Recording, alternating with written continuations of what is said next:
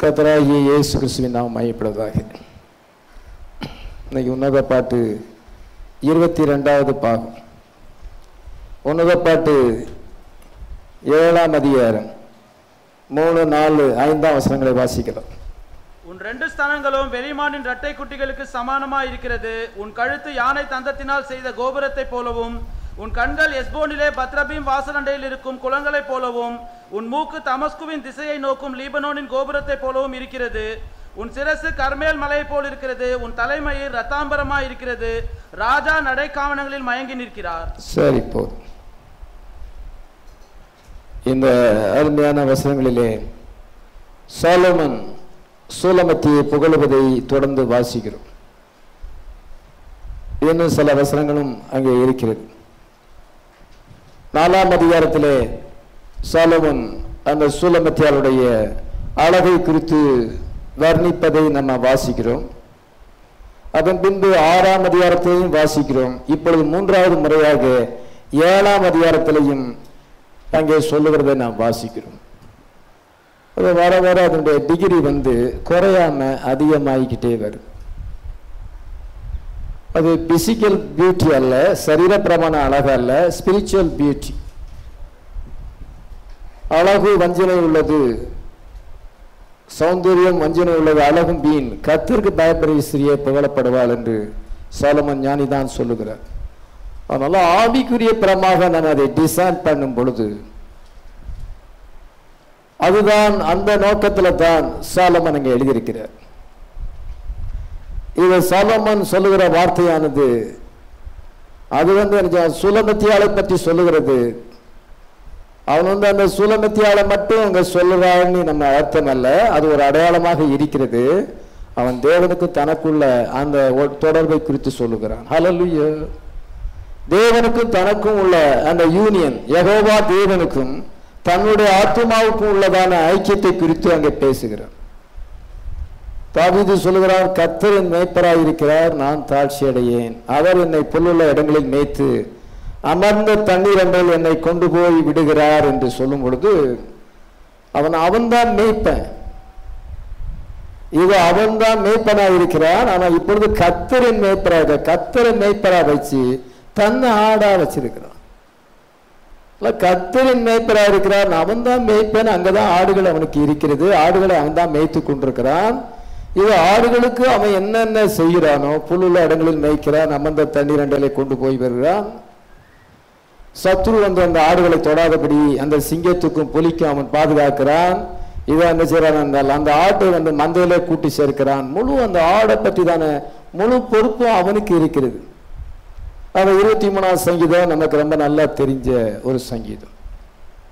அவன் தன்னை ஒரு ஆடாக பாவித்து கொண்டு இதை ஆண்டவரை மேய்ப்பராக வைத்து அவன் எழுதுகிறான். அதே போல இங்கே அதை எதுனா அதே மாதிரி தான் தாவீதின் குமாரனாகிய சாலமன் தன்னை பிரைடா நினைத்து கொண்டு இதை தேவனை அவர் பிரைட் குரூமா வைத்து அவன் அப்படி சொல்லுகிறான். ஹல்லேலூயா. இயேசு கிறிஸ்து நம்முடைய மணவாளனாக இருக்கிறார். ஹல்லேலூயா. நம்முடைய மணவாட்டியாக இருக்கிறோம். இவன் தன்னை மணவாட்டியாக வைத்துக் கொண்டு ஜீசஸ் கிரைஸ்ட இது அவர் பிரைட் குரூமா நினைத்து கொண்டு தன்னுடைய மணவாளனாக நினைத்து கொண்டு அவர் என்ன சொல்வாரோ அதெல்லாம் அவன் தான் சொல்றான். மணவாட்டி என்ன சொல்றாளோ அதை சொல்றான். அது என்ன சொன்னால் சூலமத்தினுடைய அன்பு அது அவனுக்கு ஒரு அடையாளமா இருக்கிறது. சூலமத்தி எப்படி அவள் நேசித்தாளோ நான் அதே போல இயேசுவை நேசிக்கிறேன். ஹல்லேலூயா. அவள் என்னை குறித்து எப்படி புகழ்ச்சியாக சொல்லுகிறாள் அதே போல நான் அவரை புகழ்ச்சியாக சொல்லுகிறேன். அவர் என்னை குறித்து என்ன சொல்லுகிறாரோ அதெல்லாம் சொல்லுவது தான் இந்த சாலமோனுடைய பாட்டு. அதான் உன்னத பாட்டு என்று தாங்க தமிழ்ல விதமான ஹெட்டிங் கொடுத்திருக்கு, சாங் ஆஃப் சாலமன். உன்னதமான ஒரு பாட்டு, பூமிக்குரிய ஒரு ஏதோ ஒரு பெண்ணை பற்றிய அழகை பற்றிய ஒரு ஆணை பற்றிய அழகை பற்றிய வர்ணிப்பதாக அல்ல, அது ஹெவன்லி பிரைட்கும் ஹெவன்லி பிரைடை குறித்து சொல்கிறதா இருக்கிறது. ஹல்லேலூயா. எத்தனை பேர் விசுவாசிக்கிறோம்? அவ்விதமான ஒரு நோக்கத்தோடு தான் நாமும் அதை ஆராய்ச்சி செய்ய வேண்டும். கடந்த நாளில் முதல் 2 வசனங்களை நம்ம தியானித்தோம். அதை மறுபடியும் சொல்வதற்கு நமக்கு நேரம் இல்லை. இப்பொழுது அந்த 3ஆம் வசனத்தை பார்க்கும் பொழுது பாதத்திலிருந்து அவன் வருகிறான். பாதரட்சியிட்ட உன் பாதங்கள் எவ்வளவு அழகாய் இருக்குது. இவ்விதமாக இப்பொழுது அவன் நாபிக்கு வருகிறான். நாபிக்கு மேல வந்து இப்பொழுது உன் 2 சனங்களும் வெளிமானின் இரட்டை குட்டிகளுக்கு சமானமாய் இருக்கிறது என்று சொல்லுகிறான். Thy 2 breasts are like 2 young roes that are twins. அந்த பிரஸ்ட் எவ்விதமாய் இருக்கிறது என்றால் வெளிமானின் இரட்டை குட்டிகளுக்கு சமமாய் இருக்கிறது என்று சொல்லுகிறார். 4ஆம் அதிகாரம் 5ஆம் வசனத்திலேயும் 5, 6ஆம் வசனத்தை வாசிக்கும் பொழுதும் அந்த பிரஸ்டை குறித்து சொல்லுறதை நம்ம வாசிக்கிறோம். இங்கேயும் அது சொல்லுகிறார். அதனால அந்த வெளிமான் என்று சொல்லும் பொழுது வெளிமான் இதற்கு அடையாளமாக இருக்கிறது. மான்கள்ல பலவிதமான மான்கள் இருக்கிறது, பலவிதமான வகையான மான்கள் இருக்கிறது.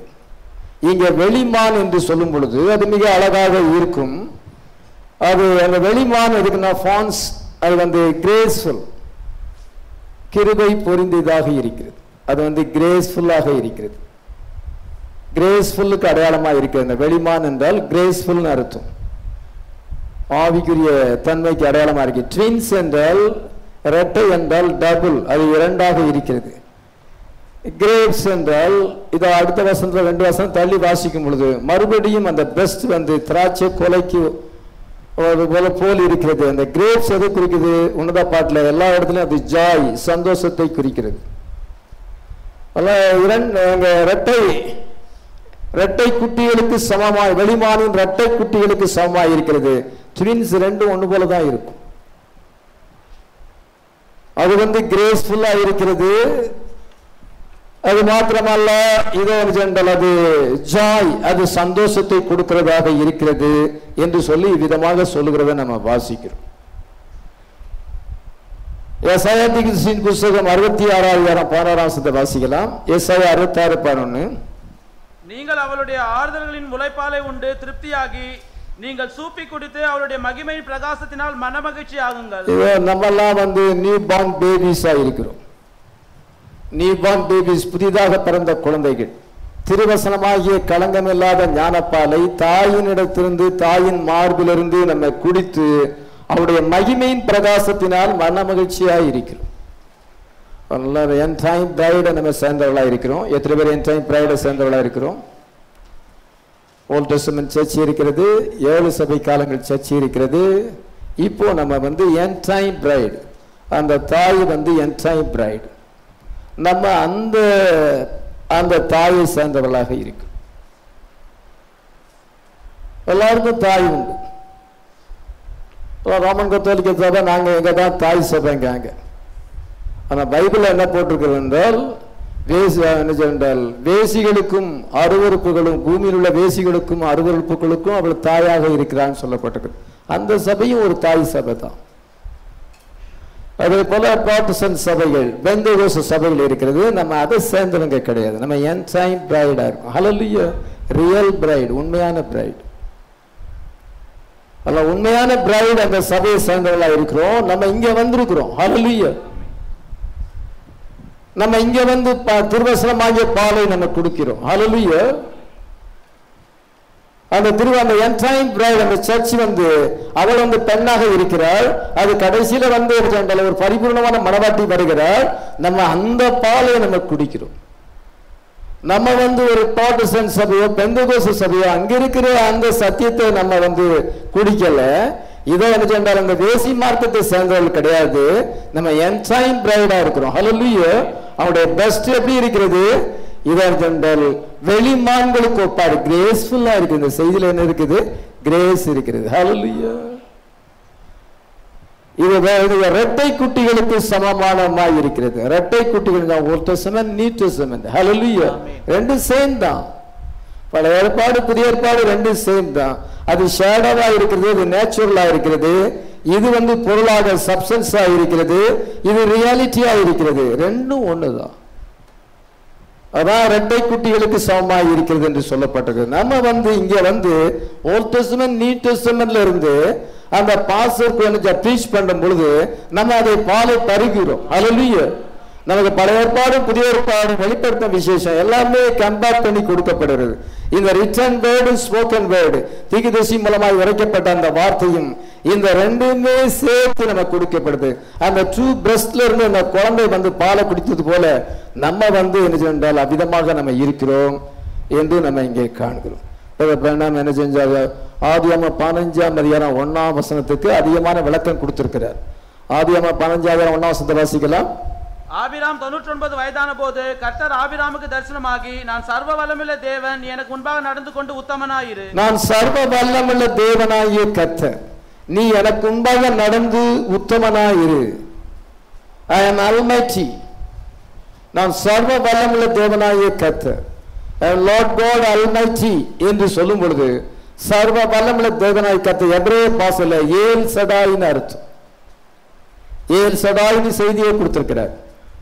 அந்த ஏல் சடாய் என்றால் என்ன அர்த்தம் என்றால் the breasted God அர்த்தம். the breasted God. சடாய் என்றால் the bosom, மார்புன்னு அர்த்தம். the breasted God. குழந்தையானது வயிறு பசியில் அழுகிறது, சோர்வடைந்து அழுகிறது. தாயின் பாலை அது பருகும் பொழுது அதுக்கு என்ன கிடைக்குன்னா ஸ்ட்ரென்த் மறுபடியும் கிடைக்கிறது, அதுக்கு சாட்டிஸ்பாக்சன் ஏற்படுகிறது, அப்படியே குழந்தை தூங்கிடும். நமக்கு என்ன தேவையோ குழந்தைக்கு என்ன சொன்னா அந்த பாலை மட்டும்தான் அது குடிச்சு வளருது. அந்த பாலில் எல்லா விதமான சத்துக்களும் இருக்கிறது, அந்த தாய்ப்பால் எல்லாமே இருக்கிறது. அதே போல நமக்கு நியூ டெஸ்டமென்ட், ஓல்ட் டெஸ்டமென்ட் என்ற அந்த ட்ரூ பிரஸ்டட் காட் இதை மார்பகங்களை கொண்ட அந்த கர்த்தரிலிருந்து நம்ம அதை பருகும் பொழுது நமக்கு சால்வேஷன் அதுல இருக்கிறது, நமக்கு ஹீலிங் இருக்கிறது. இதை எல்லாம் அந்த கவனன்ட் பிளஸிங், உடன்படிக்கையின் ஆசீர்வாதங்கள் எல்லாமே அந்த சின்சியர் மில்க் ஆஃப் காட்ல இருக்கிறது. ஹல்லேலூயா. ஆண்டவர் என்ன சொல்லுகிறார் இந்த அன்கண்டிஷனல் கவனன்ட் செய்திலே? சொல்லுகிறார், I am the Almighty, just lean up here and go to drawing from them promises. நீ என்னுடைய மார்பிலே சாய்ந்து நீ வந்து வாக்குத்தத்தமான அந்த பிளஸிங் எல்லாம் நீ பெற்றுக்கொள் என்று ஆண்டவர் ஆபிரகாமை பார்த்து சொல்கிறார். ஆபிரகாமுக்கு 100 வயசு ஆகுது, ஆனா ஆண்டவருக்கு அவன் குழந்தை. கர்த்தர் இங்கே வந்து தன்னை தாயாக பெண்ணாக தன்னை காண்பிக்கிறார். நீ வந்து என்னுடைய மார்பிலே சாய்ந்து பாலை பருகிக்குள்ள உனக்கு ஸ்ட்ரென்த் வரும். 100 வயசு இது ஆபிரகாம் வந்து அவனுக்கு ஸ்ட்ரென்த் வரும் பொழுது 20 வயசு வாலிபனா மாறிவிட்டான். ஹல்லேலூயா. எல் சடாய் என்றால் the breasted God ன்னு அர்த்தம். அந்த குழந்தையானது not only does a baby draw from its mother's breast, it is satisfied while it is drawing. அது வந்து பாலை குடிக்கும் பொழுது அதுக்கு சாட்டிஸ்பாக்சன் ஏற்படுது, திருப்தி ஏற்படுகிறது. அதனால அந்த குழந்தை அழுவெல்லாம் நிறுத்தி அது ஒரு சந்தோஷப்பட்டு அது அப்படியே அந்த திருப்தியில அப்படியே தூங்கிடுது. அதே போலதான் நம்ம வந்து இதோ பல விதமான பிரச்சனையோடு கவலையோடு இங்கே வரும் பொழுது உலக காரியங்கள் நம்மளை வந்து அழுத்தி கொண்டிருக்கலாம். இங்க வந்து நம்ம வார்த்தையை கேட்க இது அந்த சின்சியர் மில்க் ஆஃப் காட், தேவனுடைய களங்கமற்ற அந்த வார்த்தையை நம்ம கேட்க என்ன செய்யுது, நமக்கு வந்து சோர்வு போய்விடுகிறது, நமக்கு ஒரு சாட்டிஸ்பாக்சன் உண்டாகிறது. ஹல்லேலூயா. உலகத்தில் என்ன காரியம் நம்ம திருப்திப்படுத்த முடியாது. சிலர் நினைக்கலாம் பணம் இல்லாதவங்க, நமக்கு வந்து பணம் நிறைய இருந்தா நல்லா சந்தோஷமா இருக்கலாம், பணம் தானே நமக்கு தேவை. அப்படி பேசுறவங்க உலகத்துல நிறைய பேர் இருக்கிறாங்க. அந்த பணம் நிறைய வந்த பிறகு அதை எப்படி செலவு பண்றது, அதை எப்படி பாதுகாக்கிறது? அந்த பணத்தை வச்சு கண்டதெல்லாம் வாங்கி சாப்பிட்டா வியாதி வந்துடும். அதை இந்த மாதிரி என்ன செய்யணும், அவனுக்கு சில வியாதிகள் வரும் பொழுது இதை சாப்பிடக்கூடாது, பணம் இருந்தாலும் சாப்பிட முடியாது. பலவிதமான ஒரினஸ், அந்த பணம் வந்த பிறகு அதிக ஒரினஸ் ஏற்படும். பணம் திருப்தி செய்ய முடியாது, ஆசைகள் சொத்து சுகங்கள் திருப்தி செய்ய முடியாது, உலக சிற்றின்பங்கள் கண்ணின் காட்சிகள் எல்லாமே அநித்தியமானது. ஆனா தேவனுடைய வார்த்தை நித்தியமானது. ஹல்லேலூயா. அந்த சின்சியர் மில்கை நம்ம அங்க பானம் பண்ணும் பொழுது அதை பருகும் பொழுது நமக்கு சாட்டிஸ்பாக்சன் ஏற்படுது. ஹல்லேலூயா. என்டைம் பிரைட் அந்த சுலமத்தியலாக இருக்கிறாள், அந்த பிளஸட் லேடியா இருக்கிறாள், அந்த மதரா இருக்கிறாள். நம்ம வந்து அந்த பிள்ளைகளாகி நம்ம அதுல பால பருகி இந்த என்டைம் மெசேஜ் வந்து எல்லா வைட்டமின்ஸும் இருக்கிறது, எல்லா விதமான ஸ்ட்ரென்த் அதுல இருக்கிறது. இந்த கடைசி கால சத்தியத்தை நம்ம அங்கே பானம் பண்ணும் பொழுது நமக்கு ஸ்ட்ரென்த் வருகிறது. ஹல்லேலூயா. மெசேஜ் நல்லா கேட்டு ஃப்ரீயா நீங்க கேட்டு நீங்க ஃப்ரீயா அதை என்ஜாய் பண்ண வியாதி தன்னால போயிடும். அநேக வியாதிகளுக்கு காரணம் கவலை, மனசாபங்கள், பல விதமான தீய சுபாவங்கள் தான் காரணமாக இருக்கு. பல ஒரினஸ் இருக்கிறது. நம்ம வார்த்தையை கேட்க கேட்க நம்முடைய ஆத்மாவிலே சந்தோஷம் வந்தா ஆட்டோமேட்டிக்கா அது உன் சரீரத்துக்கு சுகத்தையும் தரும் என்று நீதிமொழியில சொல்லும். உன் உடலுக்கெல்லாம் அது ஆரோக்கியம். இந்த வார்த்தையானது உடலுக்கெல்லாம் ஆரோக்கியத்தை தருகிறது. ஹல்லேலூயா. வியாதி டயபிட்டிஸ் எல்லாமே அது குறைஞ்சி போகும். ஹல்லேலூயா. எத்தனை பேர் நம்ம விசுவாசிக்கிறோம்? அதனால உன்னுடைய பெஸ்ட் இந்த விதமாக இருக்கு. Two breasts are like the two young roes that are twins என்று சொல்லப்பட்டது. அருமையான என்ன சொன்னால் நம்ம இடத்துல வந்து புதிய ஆத்மாக்கள், இங்க வருகிற புதிய ஆத்மாக்கள் நம்ம இடத்துல இருந்து அந்த ஞான பாலை பருக வேண்டும். ஹல்லேலூயா. நம்ம நியூ பார்ன் பேபிஸை போஷிக்கிறவர்களாக நம்ம அனைவரும் காணப்பட வேண்டும். ஏனென்றால் நம்ம என்டைம் பிரைடா இருக்கிறோம், பெஸ்டட் ஒன்னா இருக்கிறோம். தேவன் பெஸ்டட் காடா இருக்கிறார், நம்மளும் பெஸ்டட் பீப்புளா இருக்கும். அந்த ஞான பாலினாலே புதுசாக வர்ற ஆத்மாக்கள் நியூ பார்ன் பேபிஸ் மறுபடியும் பிறந்தவர்களை நம்ம போஷிக்கும்படியாக ஒரு ஊழியக்காரர் அபிதமாக இருக்கிறார். Old Testament, New Testament, two best.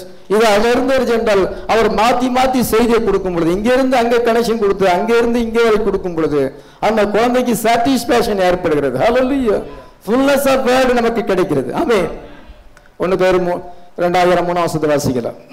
நீங்கள் வளரும்படி புதிதாய் பிறந்த குழந்தைகளைப் போல திருவசனமாகிய களங்கமில்லாத ஞானப்பாலின் மேல் வாஞ்சையாயிருங்கள். இது திருவசனமாகிய களங்கமில்லாத ஞானப்பாலின் மேல் வாஞ்சை உள்ளவர்களாயிருங்கள். ஹல்லேலூயா. நம்ம எத்தனை பேர் பிரஸ்டட் அந்த சூலமிச்சாய் நம்ம இருக்கிறோம். ஹல்லேலூயா. என் டைம் பிரைட் வந்து என்ன நல்ல அவிதமாக இருக்கிறாள். அநேக நியூ பார்ன் பேபிஸை நம்ம போஷிக்கிறவர்களாக இருக்கிறோம்.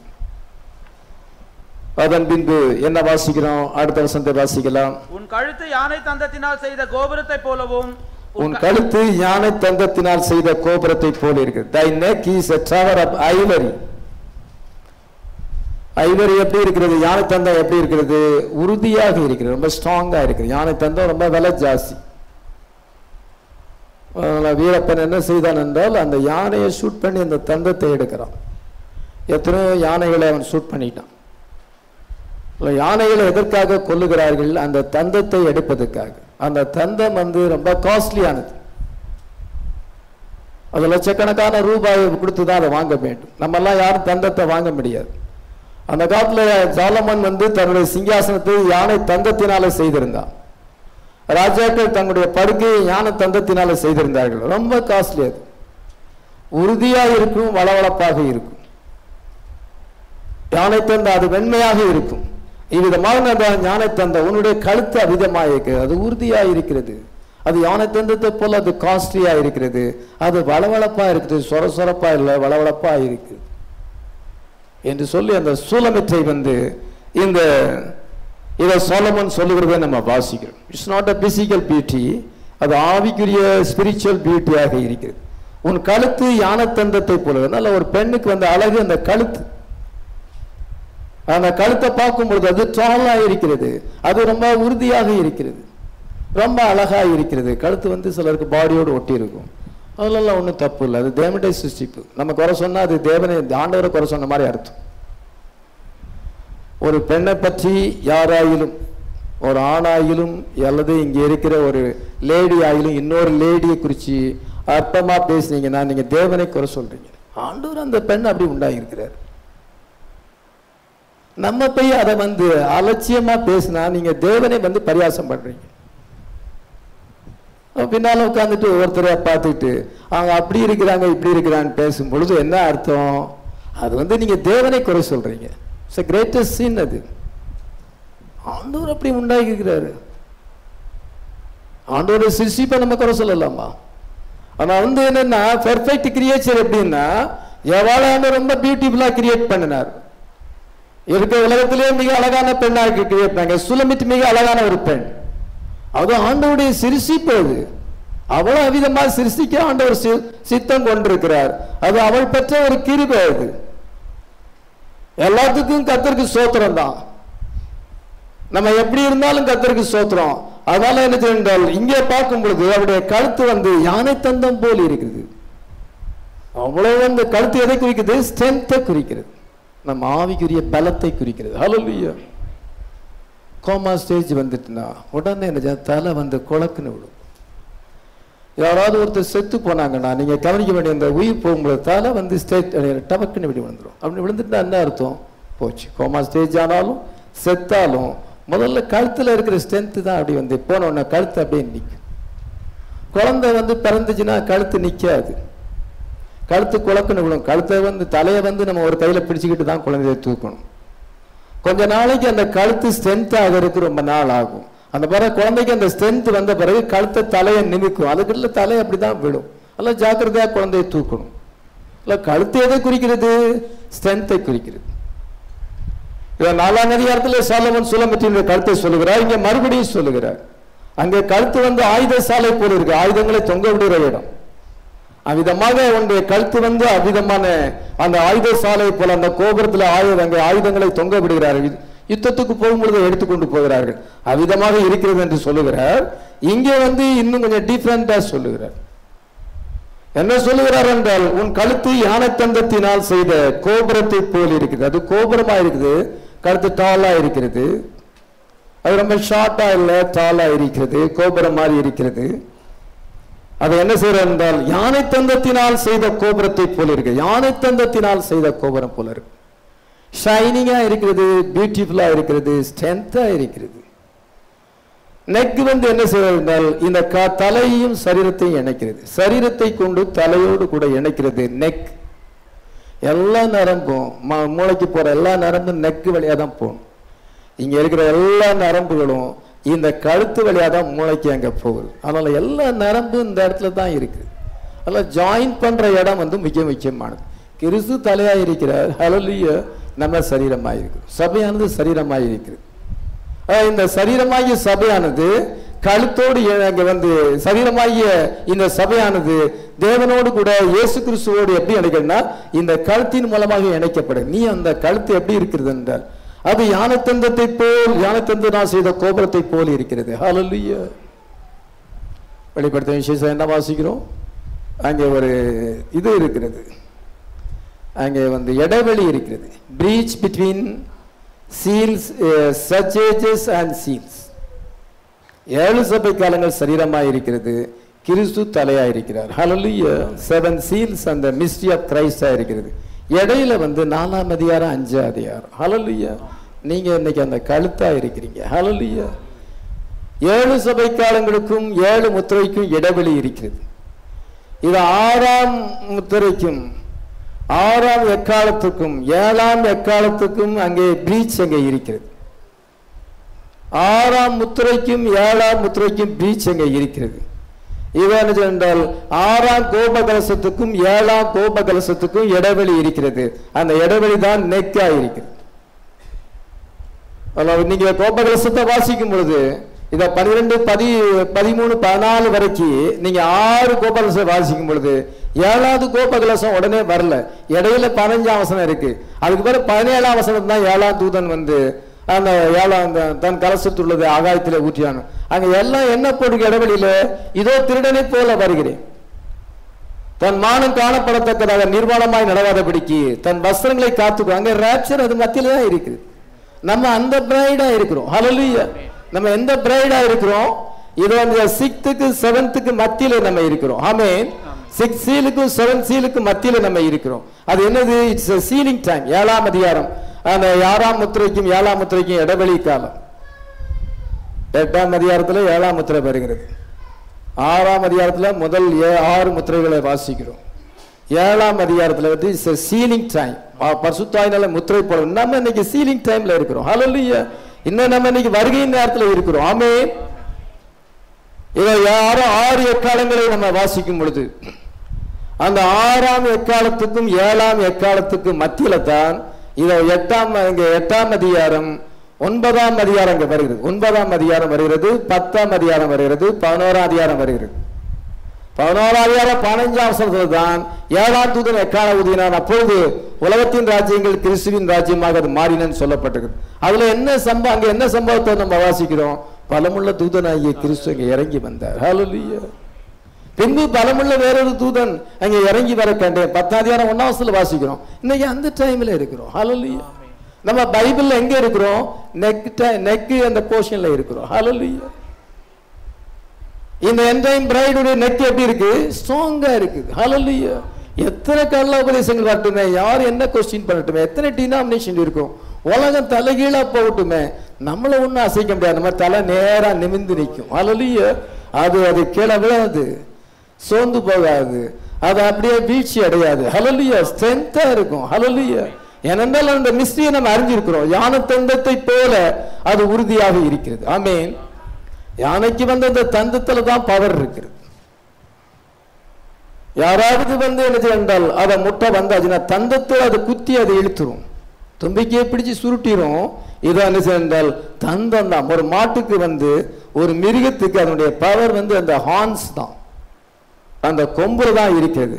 இது யானை தந்தம் வந்து விலை பெற்றது. மற்ற மிருகங்களுடைய கொம்புகள் விலை கிடையாது, அது சாதாரணமானது. ஆனா யானைக்கு மட்டும் அந்த தந்தம் வந்து அந்த கொம்பு தான் தந்தம், அது ரொம்ப காஸ்ட்லியானது. அதனால என்டைம் பிரைட் வந்து விசேஷித்தவள். ஹல்லேலூயா. இந்த மெசேஜ் ரொம்ப காஸ்ட்லி. ஆண்டவர் நமக்கு இலவசமாய் தருகிறார். ஹல்லேலூயா. ஒருவர் இதை காசு கொடுத்து வாங்க முடியாது. அதனால நம்ம வந்து அந்த யானை தந்தத்தை போல காஸ்ட்லியானவர்களா இருக்கும். நம்ம சத்தியமானது நம்ம அது விலையேறப்பட்டது. நம்ம சாதாரண ஆட்கள் நம்ம விசுவாசிக்கிற சத்தியம் விலையேறப்பட்டது. ஹல்லேலூயா. இதுக்கு ஈடு கொடுக்க எதுவும் முடியாது, பணத்தினால இதை கொள்ள முடியாது. இதை கர்த்தர் இறங்கி வந்து நமக்கு இதை வெளிப்படுத்தி இருக்கிறார். ஹல்லேலூயா. நம்ம அந்த நெக் போர்ஷன்ல இருக்கிறோம். அந்த நெக் வந்து உறுதியாக இருக்கிறது. ஹல்லேலூயா.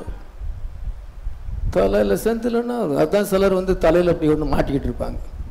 வயசானவங்க நினைச்சாங்க தலையில கழுத்துல ஒரு பெல்ட் மாதிரி இப்படி ஒரு இதை போட்டிருப்பாங்க. ஏன்னா தலைக்களை சாஞ்சிருது, அது நேரா நிக்கணும். ஹல்லேலூயா. அவங்களுக்கு கழுத்துல பலம் இல்லை. நம்ம அப்படியே போட்டவங்க கிடையாது. நம்ம ஞான தந்தத்தை போல இருக்கிறோம். எத்தனை பேர் விசுவாசிக்கிறோம்? வார்த்தையில உறுதியா எத்தனை பேர் பேக் ஸ்லைடிங் ஆனாலும், எத்தனை பேர் நம்ம கண்ணு முன்னால வீழ்ச்சி அடைஞ்சாலும், எத்தனை பேர் குழப்பத்துல இருந்தாலும் நம்ம குழம்புறதில்லை, நம்ம உறுதியா இருக்கிறோம். ஹல்லேலூயா. we know the truth. ஹல்லேலூயா. சத்தியத்தை அறிவில் சத்தியம் கூட விடுதலையாக்கும். எத்தனை பேர் அறிந்திருக்கோம்? இதை நம்ம விசுவாசிக்கிறவர் இன்னார் என்பதை அறிந்திருக்கிறோம். நாம் யார் என்பதை அறிந்திருக்கிறோம். ஆமென். வேதத்திலே நம்முடைய ஸ்தானம் என்னது என்பதை அறிந்திருக்கிறோம்.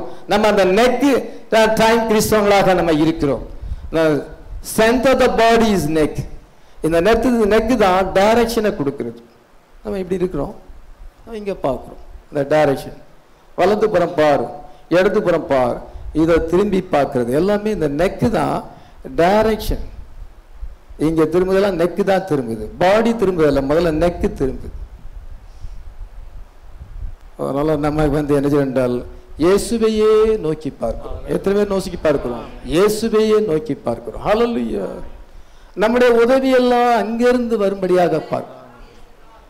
வேலைக்காரனுடைய கண்கள் எஜமானின் கையை நோக்கி இருக்குமா பலம், வேலைக்காரியுடைய கண்கள் தங்களுடைய எஜமாட்டியின் கையை நோக்கி இருக்குமா. எங்கள் தேவனாகிய கர்த்தர் எங்களுக்கு இறக்கம் செய்யும் வரைக்கும் அவரையே நோக்கி பாரு. நம்மளை தலை கீழே பார்க்கறது இல்லை, நம்மளை தலை அங்க பக்கம் பார்க்கறது இல்லை. எலிசாவை பார்த்து எலியா சொல்லுறார், நீ வந்து நான் ரெட்டிப்பான உங்களுடைய வர ரெட்டிப்பாக எனக்கு வேணும், உங்களுடைய ஆவியின் வர எனக்கு ரெட்டிப்பா வேணும். ஒன்னே ஒண்ணு காரியத்தை செய், நான் மேல எடுத்துக்கொள்ள பொழுது என்ன நேரம் நீ பார்த்தா போதும். உனக்கு சிங்கிள்னஸ் வாய் தேவை. உன்னுடைய கழுத்து நேரம் அப்படி பார்க்கணும், வேற அங்க பக்கம் கழுத்து திரும்பி வரக்கூடாது. கழுத்து தான் டைரக்ஷனை கொடுக்குது. கழுத்து சரியில்லைன்னா திரும்ப முடியாது. கழுத்துல நரம்பு சுழுக்கு வந்தா திரும்ப முடியாது. அல்ல, உன் கழுத்து கரெக்டா இருந்தா இன்னும் சரியாக நீ திருப்பலாம். அதனால வலதுபுறம் இடதுபுறம் சாய அப்படி கர்த்தரையே நோக்கி பார்க்கிறோம். ஹல்லேலூயா. அவருடைய வார்த்தையை நம்ம நோக்கி பார்க்கும் பொழுது இதை என்ன செய்யறோம் என்றால் நம்ம வந்து அந்த ரெட்டிப்பான வரத்தை நம்ம பெற முடியும். நீ என்ன நோக்கி பார்த்தால் ரெட்டிப்பான வர, அதே போல நோக்கி பார்த்தான், இது அந்த சால்வை கிடைத்தது. ஹல்லேலூயா. அல்ல, சில கழுத்து வந்து இங்கேயும் திரும்ப அங்கேயும் திரும்ப. சிலர் வந்து மிஞ்சின நீதிமான்களா மாறிவோ ஃபால்ஸ் ஸ்டார்டிங்ல போயிருவாங்க. சிலர் பாவத்துல பக்கமா இடது பக்கமா திரும்பிடுவாங்க, இங்க பார்த்துருவாங்க லோத்தின் மனைவி பார்த்த மாதிரி. சிலர் பாலிடிக்ஸை பார்ப்பாங்க. இதை சிலர் வந்து என்ன செய்வாங்க என்றால் இதை இந்த வலது பக்கம் பார்த்து எங்களுக்கு ஆண்டவர் புதுசா வெளிப்படுத்திட்டார், நாங்க அப்படி இப்படின்னு போயிடுவாங்க. வலது பக்கமாயில இடது பக்கம் திரும்பி பார்க்காதபடி, திரும்பி பாராதே, இயேசுவை மாத்திரம் நோக்கி பார். ஹல்லேலூயா. அதுக்கு இந்த கழுத்து தான் அங்க காரணம். அந்த கழுத்து கரெக்டா இருந்துச்சுன்னா அவங்களுடைய டைரக்ஷன் கரெக்டா இருக்கும். ஆவியானவர் எப்படி நடத்துறாரோ அப்படிதான் நம்ம போக முடியும். எத்தனை பேர் விசுவாசிக்கிறோம்? நம்முடைய மாம்சத்தின்படி நம்ம திரும்ப முடியாது. அடுத்தபடியாக அந்த வசனத்தை தொடர்ந்து வாசிக்கலாம். உன் கண்கள் எஸ்போனிலே பத்ரபீம் வாசலண்டையில் இருக்கும் குளங்களைப் போலவும், உன் கண்கள் எஸ்போனிலே பத்ரபீம் வாசலண்டையில் இருக்கும் குளங்களைப் போல இருக்கிறது. Thine eyes like the fishpools in Heshbon by the gate of Batrabim. இதோ உன்னுடைய கண்கள் அவிதமாய் இருக்கிறது.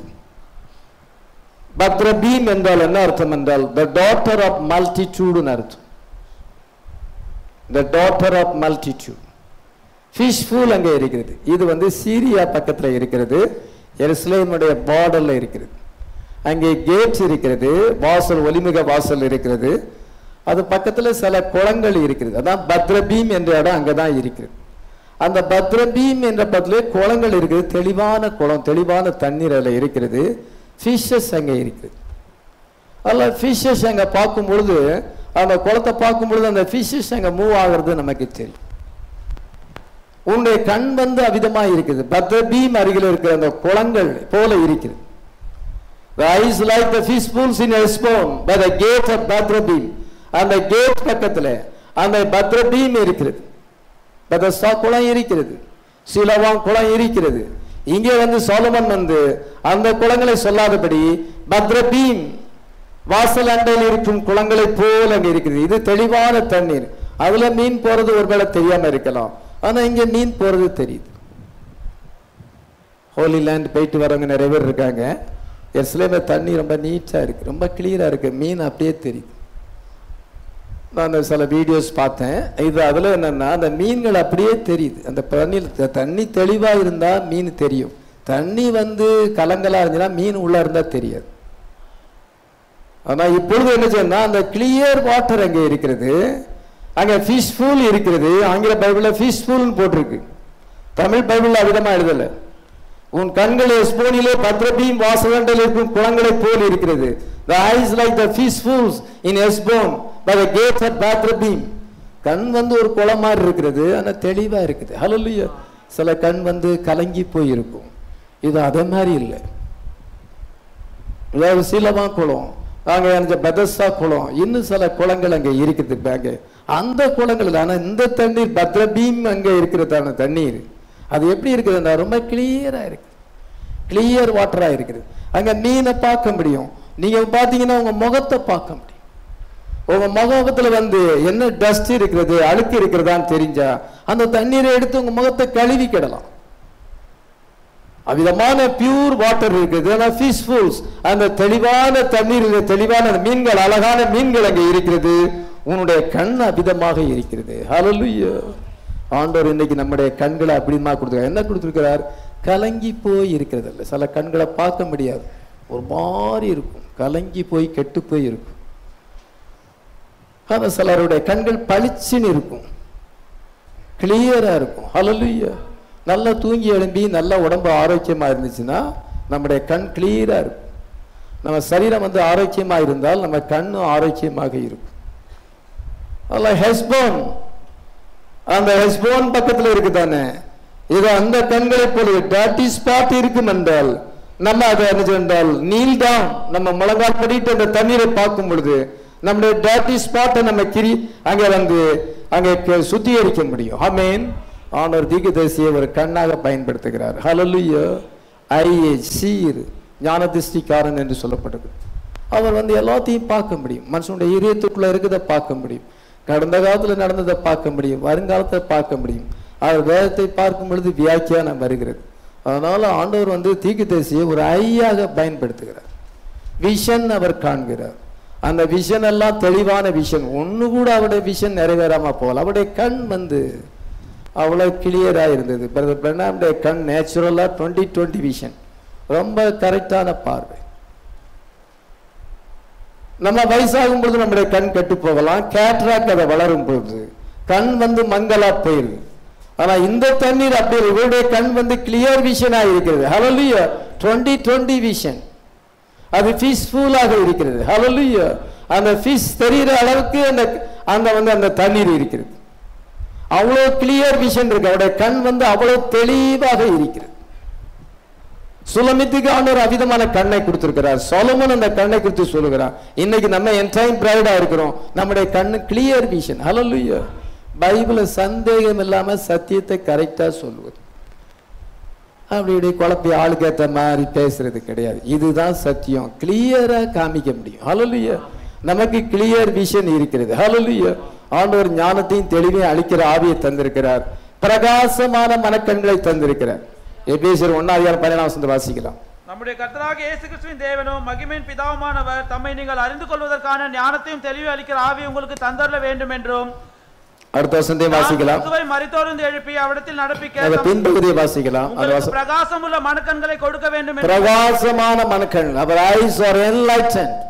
நம்முடைய கண்கள் பிரகாசமாக இருக்கிறது. ஆமென். நாங்க மீன் பிடிக்க போகும் பொழுது கிளியர் வாட்டர் அங்கே இருக்கிறது. அநேக ஊழியக்காரர்கள் அங்கே இருக்கிறாங்க.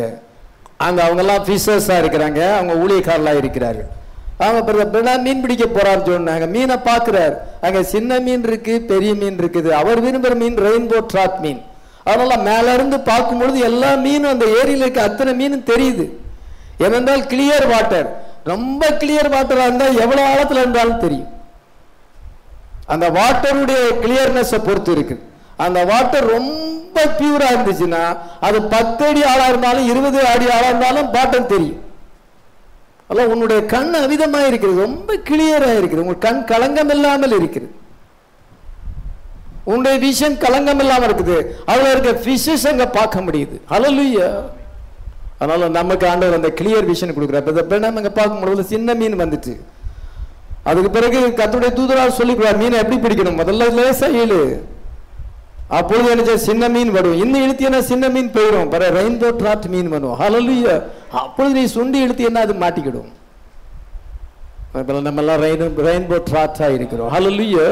ரெயின்போ ட்ராட் மீனா இருக்கிறோம். கிளியர்.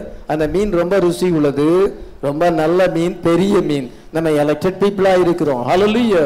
நம்முடைய கண்கள் என்ன சென்றால் அவிதமாக இருக்கிறது. ஹல்லேலூயா. இது சின்ன மீன், இது பெரிய மீன், இது ரெயின்போ ட்ராட் மீன் எல்லாம் நமக்கு தெரியும். ஹல்லேலூயா. இவங்க எலெக்டடா இருக்கிறாங்க, இவங்க இப்பதான் சத்தியத்துல வந்திருக்கிறாங்க, இன்னும் வளர்ச்சி அடையணும். இந்த ஃபிஷ் பூலுக்குள்ள வந்திருக்கிறாங்க. ஹல்லேலூயா. மணவாட்டி என்றுதானே இந்த ஃபிஷ் பூலுக்குள்ள வந்திருக்கிறோம். இதோ சிலர் சிறிய மீனா, பெரிய மீன், சிலர் சத்தியத்துல இப்பதான் ஆரம்பத்துல இருக்கிறாங்க, இன்னும் வளர்ச்சி அடையல. நம்ம இன்னைக்கு ரெயின்போ ட்ராட் எலெக்டட் மீனா இருக்கும். ஹல்லேலூயா. ஆனாலும் அவருடைய கண் அவிதமாக இருக்கிறது, அதாவது கிளியரா இருக்கிறது. அங்க கீழே பாட்டம் வரைக்கும் தெரியும். ஒரு பொருள் அங்க விழுந்துட்டா, தண்ணியில விழுந்துட்டுனா அது எங்க கிடக்குது கண்ணால தெரியும். அவருக்கு எல்லாம் கிளியரா இருக்கிறது, எந்த குழப்பமும் இல்லை. பைபிள்ல நமக்கு குழப்பம் இல்லை, தீர்க்கதரிசி செய்தியில குழப்பம் இல்லை, நமக்கு ஒரு சந்தேகம் கிடையாது, ஒரு குழப்பம் கிடையாது, இது எனக்கு புரியலன்னு கிடையாது. எல்லாமே நமக்கு கிளியரா தெரியும். ஹல்லேலூயா. ஆண்டவர் ஞானத்தையும் தெளிவையும் அளிக்கிற ஆவியை தந்திருக்கிறார். நமக்கு எவ்வளவு தெரிய வேண்டுமோ அவ்வளவு ஆண்டவர் நம்ம வெளிப்படுத்தியிருக்கிறார். தேவனுக்கு எல்லாம் தெரியும். ஹல்லேலூயா. நம்ம ராப்சர்ல போறதுக்கு நமக்கு எவ்வளவு தேவையோ அவ்வளவு இந்த பைபிள் இருந்து வெளிப்படுத்தியிருக்கிறார். அது நமக்கு போதும். ஹல்லேலூயா. நம்முடைய கண்கள் அவிதமாய் இருக்கிறது, அது பீஸ்ஃபுல்லா இருக்கு. உன் கண்களினால் என்னை கவர்ந்து கொண்டா என்று சொல்லுகிறார். அவ்விதமாக நம்முடைய கண்கள் இருக்கிறது. அதன் பின்பு என்ன வாசிக்கிறோம்? உன் மூக்கு தமஸ்குவின் திசையை நோக்கும் லீபனோனின் கோபுரத்தை போலவும் இருக்கிறது. உன் மூக்கு தமஸ்கு திசையை நோக்கும் லீபனோனின் கோபுரத்தை போல இருக்கிறது. அதனால ஃபீட்ல இருந்து வரிசையா வர்றார். ஃபீட்ல இருந்து என்ன செய்யறால் இதை ஃபீட் இடுப்பு இந்த நேவல் பிரஸ்ட் இப்பொழுது என்றால் கண்ணு அதன் பின்பு மூக்கை குறித்து சொல்லுகிறார். அந்த மூக்கு எவ்விதமாக இருக்கிறது என்றால் தமஸ்குவை நோக்குறதான. உன் மூக்கு தமஸ்குவின் திசையை நோக்கும் லீபனோனின் கோபுரத்தை போல் இருக்கிறது. லீபனோன் இஸ்ரேல் தேசத்தினுடைய வடக்கு எல்லையில இருக்கு, சீரியா நார்த்ல இருக்கிறது. அது வட எல்லையில இருக்குது. அந்த கோபுரம், அங்க கோபுரம் இருக்கிறது. அந்த கோபுரம் என்னன்னா சீரியா தேசத்தை நோக்கி பார்க்கிற ஒரு கோபுரமா இருக்கு. மூக்கு அப்படி ஷார்ப்பா இருக்கு. அது வேற விதமாக இல்லை, வேற ஒரு சைஸா இல்லை. அது எப்படி இருக்குது ஆண்டவர் ஒவ்வொருத்தரும் ஒரு சிருஷ்டிக்கிறார், அதை நம்ம எதுவும் குறை சொல்லக்கூடாது. ஆனா சுலமேட்டினுடைய மூக்கு விதமாக இருக்கிறது என்றால் அது அந்த கோபுரத்தை போல அது ஷார்ப்பா இருக்கிறது. அது எங்க நோக்குதுன்னா தமஸ்குவில் உள்ள அந்த தமஸ்குவின் திசையை நோக்கும் லீபனோனின் கோபுரம். அங்க லீபனோன்ல ஒரு கோபுரம் இருக்கிறது, தமஸ்கு திசையை நோக்குது, வட எல்லை. ஹல்லேலூயா. ஜம்மு காஷ்மீர் நம்ம நாட்டினுடைய வடக்கு எல்லையா இருக்கிறது. அங்க ராணுவ தளவாடங்கள்லாம் இருக்கிறது. அங்க ராணுவ தளவாடங்கள்ல என்ன செய்யண்டா, அவங்க எப்பவுமே என்ன செய்வாங்கன்னா அந்த பாகிஸ்தானையே நோக்கி பார்ப்பாங்க, அவங்க நம்மளை நோக்கி பார்ப்பாங்க. அதனால அங்க கோபுரம் இருக்கிறது, கோபுரத்துல ஜாமக்காரன் இருக்கிறான், எப்பொழுதுமே அவன் சீரியா தேசத்தை நோக்கி எப்பொழுதும் விரோதி வருகிறான், அதை நோக்கி பார்க்கிறதாக இருக்கும். மூக்கு அவிதமாக இருக்கிறது என்று சொல்லுது. ஒவ்வொரு நாட்டிலையும் என்ன செய்யறா, அங்க வந்து அணு ஆயுதங்களை நிறுத்தி வச்சிருக்கிறாங்க, பீரங்கி நிறுத்தி வச்சிருக்கிறாங்க. என்னன்னா எதிரி நாட்டுக்கு விரோதமாக அதுக்கு நேர திசையில நோக்கி பார்க்கும்படியாக நிறுத்தி வைக்கப்பட்டிருக்குது. ஏதாவது ட்ரபிள்னா பட்டணம் அமைக்கினா போதும், அங்க போய் விழுந்துடும். ஆனா டைரக்ஷன் கரெக்டா வைக்கணும். அது எதிரியை நோக்கி இருக்கிறது. அங்க சீரியா தேசத்தை நோக்கி இருக்கிறது. தமஸ்கு வந்து சீரியாவின் தலைநகரம். இன்னைக்கும் தமஸ்கு தான் சீரியாவின் தலைநகர். டமாஸ்கஸ் உன்னுடைய thy nose is the tower of Lebanon which will look up toward Damascus. அது தமஸ்குவை நோக்கி பார்க்கிறதா இருக்கிறது. ஆமென். நம்ம எதிரியை கண்டு அஞ்சுவதில்லை. ஹல்லேலூயா. எதிரியை சந்திப்பதற்கு நம்ம எப்பொழுதும் ஆயத்தமாக இருக்கிறோம். எத்தனை பேர் ஆயத்தமாக இருக்கிறோம்? சாத்தான் எந்த திசையிலிருந்து வந்தாலும், எந்த விதத்தில் வந்தாலும், அவன் என்ன ட்ரிக்கோடு வந்தாலும் அவனை மேற்கொள்ள நம்ம ஆயத்தமாக இருக்கிறோம். ஹல்லேலூயா. அதுதான் சீரியர்கள் எப்பொழுதுமே இஸ்ரவேலுக்கு விரோதிகள், பயங்கரமான விரோதிகள், யுத்த வீரர்கள் அவர்கள். இன்னைக்கு தீவிரவாதம்லாம் சிரியால தான் இருக்குது. முஸ்லீம் தீவிரவாதம் எல்லாம் இருக்கிறது. இங்கே ஒவ்வொரு நாட்டில் இருந்து அந்த தீவிரவாதிகள் அங்கே போய் சேர்ந்து அவங்களுக்கு ட்ரைனிங் கொடுத்து இதோ அவ்விதமாக அவர்கள் இருக்கிறாங்க. அங்கே இருக்க அநேக பெண்கள் அங்கேருந்து சிறை கைதியாக பிடித்து கொண்டு போய் அவங்க தீவிரவாதின்னு போய் அவங்களுக்கு சில பிரைன் வாஷிங் பண்ணி அவங்கள சரீரத்தையும் அவங்க கெடுத்து போடுறாங்க. இன்னைக்கு நிறைய பேர் வந்து லட்சக்கணக்கான பேர் அங்கே அந்த சீரியாவில் வந்து அடிமைத்தனத்தில் இருக்கிற தீவிரவாதிகளுடைய பிடியில் இருக்காங்க. இந்தியாவிலையும் சிலர் போய் அங்கே பிடியில் மாட்டியிருக்கிறாங்க. மத தீவிரவாதத்தை ஏற்படுத்துகிறவர் அவர் பொல்லாதவர்களாக இருக்கிறார்கள். இன்றளவும் அப்படிதான் இருக்கிறார்கள். அன்னைக்கு இஸ்ரவேல் ஜனங்களுக்கு விரோதமாக இருந்தார்கள். இன்னைக்கு உலகத்தின் மக்களுக்கே ஒரு அச்சுறுத்தலாக அந்த சீரியாவில் இருக்கிறது. அது ஒரு மோசமான கண்ட்ரி அது. அதனால நம்ம வந்து சாத்தானுக்கு எப்பொழுதும் நம்ம வந்து விரோதமாக இருக்கிறோம். ஹல்லேலூயா. அவனுடைய தந்திரங்கள் நமக்கு தெரியாதவர்கள் அல்லவே. ஆமென். நம்ம எப்பொழுதும் அவனை சந்திப்பதற்கு, அவன் எப்பொழுது வந்தாலும் நம்ம சந்திப்பதற்கு இதோ என்றால் ரெடியா இருக்கிறோம். மூக்கு அவிதமாக இருக்கிறது என்று சொல்லப்பட்டிருக்கு. மூக்கு வந்து மேலே நோக்கி பார்க்காம கீழே நோக்கி பார்க்குது. ஹல்லேலூயா. அது பிரைனுக்கு அது கனெக்ஷனாக வச்சிருக்கு. மூக்கில் வந்து பொடியை கொண்டு சொருகிறவங்கெல்லாம் இருக்கிறாங்க. ஆண்டவர் மூக்கை கொண்டு தலைக்கு மேலே வைக்கல, பொடியை வந்து டப்பா டப்பாவாக கொட்டிடலாம் அப்படின்னா அது பொடி போடக்கா அந்த மூக்கு வச்சிருக்கிறார் ஆண்டவர். அது ஸ்மெல் பார்க்குது. ஹல்லேலூயா.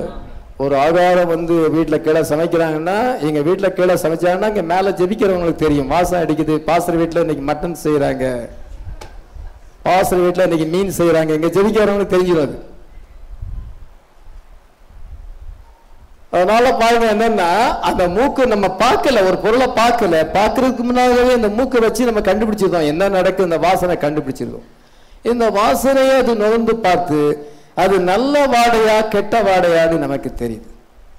நல்ல வாசனைன்னா நம்ம முகந்து பார்க்கிறோம், கெட்ட வாடைனா அது பாய்சன் இருந்தா நம்ம உடனே அது விளைகிறோம்.